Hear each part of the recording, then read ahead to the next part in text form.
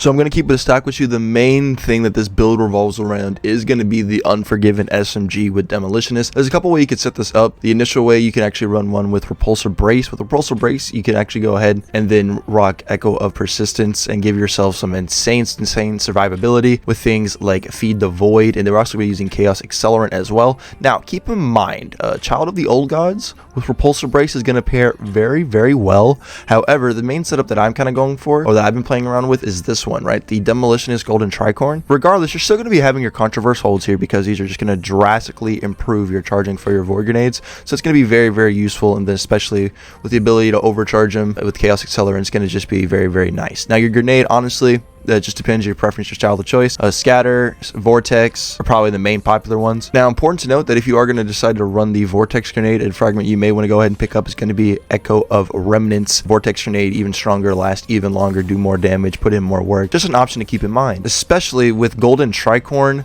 and Controverse holds. This is going to pair very, very nice. Allow this thing to be a freaking workhorse weapon, dude. I have been absolutely loving this thing, putting it to work, just absolutely letting it rip. And then for some of the main mods here, we are going to rock Harmonic Siphon. I was running 2 of these, but actually in hindsight, the main purpose of these isn't really to actually give us our super back that fast. If you want to go that route, your best bet probably might be to go Ashes to Assets instead, so you're going to be getting more super energy, you know, towards your Nova Bomb with your grenade kills, especially if you are going to be rocking the Controverse holds, bro. It's going to be absolutely disgusting. The main reason that we were actually running Harmonic Siphon is obviously we're going to be on a Void subclass, Void SMG, and then Radiant Orbs, right? So Radiant Orbs is only on Season 17, unfortunately, but we can actually get this effect on the Void subclass with this mod and with Harmonic Siphon so we can create orbs. We get this, we get Radiant. That's going to be a nice damage buff. And with Radiant, since we're going to be creating some Elemental Wells with things like Elemental Armaments and Elemental Ordnance, we're actually going to be able to proc Elemental Charge, so we can actually go ahead and get High Energy Fire as well. And then what we can do is actually get Font of Might. So your heavy weapon can be like maybe